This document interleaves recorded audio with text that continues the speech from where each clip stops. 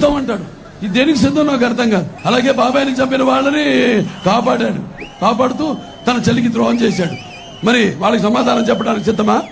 ప్రతి సంవత్సరం job calendar తీసుకొస్తానని ఏదో కళ్ళుబొలి కబుర్లు చెప్పి యువతను మరి ఈ యొక్క నమ్మించి డ్రగ్గులకి బానిసలు చేశారో మరి వాళ్ళకి సమాధానం చెప్పడానికి సిద్ధమా?